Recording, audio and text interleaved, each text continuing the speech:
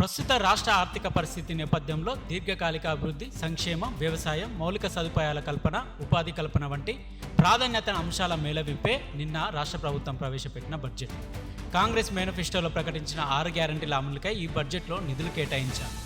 బడ్జెట్లో సంక్షేమ రంగానికి పెద్దపీట వేస్తూ వ్యవసాయం, మౌలిక సౌకర్యాలు, ఉపాధి కల్పనలకు ప్రాధాన్యత ఇచ్చారు. వచ్చే ఆర్థిక సంవత్సరంలో 64,539 కోట్ల బహిరంగ మార్కెట్ రుణాలతో సహా దాదాపు 70,000 కోట్లు అంచనా వేయబడిన రుణాలపై రాష్ట్రం నిరంతరం ఆధారపడటాన్ని బడ్జెట్ ప్రతిబింబిస్తుంది. దీనిని బట్టే రాష్ట్ర ఆర్థిక పరిస్థితి ఏ విధంగా ఉందో మనకు అర్థమవుతుంది. ఇకపోతే బీసీ, ఎస్సీ, ఎస్టీలకే సింహభాగంగా నిధులను కేటాయించడం జరిగింది. వ్యవసాయ రంగానికి 24,439 కోట్లు, పంచాయతీరాజ్ శాఖకు 31,605 కోట్లు, విద్యారంగానికి 23,108 కోట్లు వార్షిక బడ్జెట్లో ప్రధాన కేటాయింపులుగా చేశారు. వెనుకబడిన తరగతులు, షెడ్యూల్ కులాలు, షెడ్యూల్ తెగల సంక్షేమానికి కేటాయింపులకు జరిపారు. బీసీ సంక్షేమం అకౌంటింగ్ 11,405 కోట్లు, ఎస్సీ సంక్షేమం 40,232 కోట్లు, ఎస్టీ సంక్షేమానికి 17,169 కోట్లు. మొత్తం కేటాయింపులు 69,000 కోట్లతో సింహభాగం కేటాయింపులు జరిగాయి. వైద్య రంగానికి ఈ బడ్జెట్లో 12,393 కోట్లు మాత్రం కేటాయించారు. గత సంవత్సరం 11,500 కోట్లతో పోల్చుకుంటే పెరుగుదల స్వల్పంగా పెరిగింది. అయితే రాష్ట్రంలో 56.39% ఉన్న బీసీలకు ఈ బడ్జెట్లో కేవలం 11,405 కోట్లు నిధులు మాత్రమే కేటాయించడం విచారకరం. 56.39% ఉన్న బీసీలకి బడ్జెట్ కేవలం 3.73% నిధులే కేటాయించడం ద్వారా బీసీ సంక్షేమం, అభివృద్ధి, సాధికారత ఎలా సాధ్యమవుతుందని విమర్శలు వస్తున్నాయి. ఇక విద్యారంగం విషయానికి వస్తే విద్యపై పెట్టిన సొమ్మును భవిష్యత్తుకి పెట్టుబడిగా చూడాలి. కానీ గత దశాబ్ద కాలంగా విద్యారంగానికి కేటాయింపులు తగ్గుతూ వస్తుంది.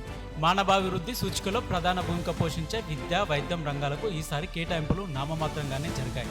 2014-15లో 10.89% ఉన్న విద్యారంగ కేటాయింపులు ఈ సంవత్సరం 7.57% మాత్రమే.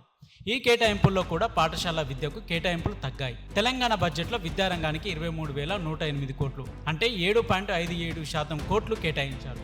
దేశంలోని టాప్ 20 రాష్ట్రాల్లో తెలంగాణ రాష్ట్ర బడ్జెట్ విద్యారంగానికి అత్యల్పంగా నిధులు కేటాయించింది.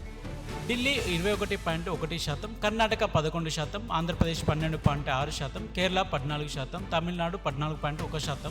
రాష్ట్రాలు విద్యారంగ అభివృద్ధికి, ప్రభుత్వ విద్యారంగ పరిరక్షణకి మనకన్నా అత్యధిక నిధులు కేటాయించారు.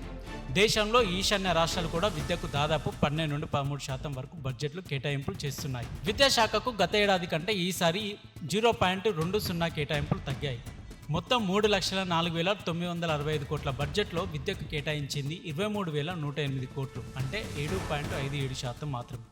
గత సంవత్సరం 58 కోట్ల బడ్జెట్లో విద్యకు కేటాయించింది 21,292 కోట్లు మాత్రమే అంటే 7.77%. అంకెల్లో 1,816 కోట్లు పెరిగినట్లుగా ఉన్నప్పటికీ శాతాల్లో చూస్తే గత సంవత్సరం కంటే ఈ సంవత్సరం చాలా తగ్గింది.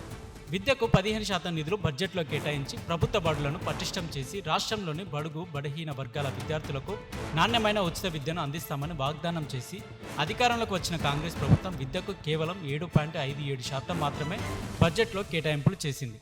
దేశంలోని అన్ని రాష్ట్రాల్లో విద్యకు కేటాయించిన సగటు బడ్జెట్ 14.7%లో ఈ కేటాయింపులు సగం మాత్రమే అని మనం గమనించాలి. ఈ కేటాయింపుల్లో కూడా సింహభాగం జీతాలకే ఉంటాయి. యంగ్ ఇండియా ఇంటర్నేషనల్ స్కూల్కి 2,900 కోట్లు ఈ కేటాయింపుల్లో ఉన్నాయి.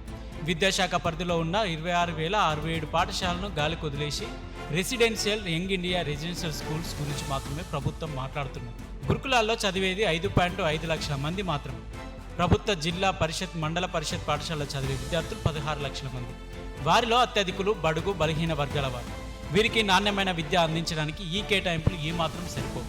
విద్యాశాఖ పరిధిలోకి పాఠశాలలో మౌలిక వసతుల కల్పనకు, మెరుగైన మధ్యాహ్న భోజనం అందించేందుకు, నాణ్యమైన విద్యను అందించడానికి కాంగ్రెస్ పార్టీ మేనిఫెస్టోలో పొందుపరిచిన విధంగా విద్యకు కనీసం 15% నిధులు కేటాయించాలి. అప్పుడే వృద్ధి పదంలో తెలంగాణ ముందుంటుంది. మానవాభివృద్ధి సూచికలో 2022 లెక్కల ప్రకారం తెలంగాణ రాష్ట్రం దేశంలో 22 స్థానంలో ఉంది. విద్యా వైద్య రంగానికి పెద్దపీట వేసిన రాష్ట్రాలు కేరళ, గోవా, ఢిల్లీ అభివృద్ధి సూచికలో ముందు వరుసలో ఉన్నాయి. ప్రజల జీవన ప్రమాణాలు పెరిగేలా సంక్షేమ పథకాలు రూపొందిస్తూ విద్యా వైద్య రంగాలకు రాబోయే 5 సంవత్సరాలు కేటాయింపులు మరింత పెంచాల్సిన అవసరం ఉంది. అప్పుడే మానవ అభివృద్ధి సూచికలో మన రాష్ట్రం మరింత ముందుకు వెళ్తుంది. తెలంగాణ రాష్ట్రం అభివృద్ధి పథాన పయనిస్తుంది.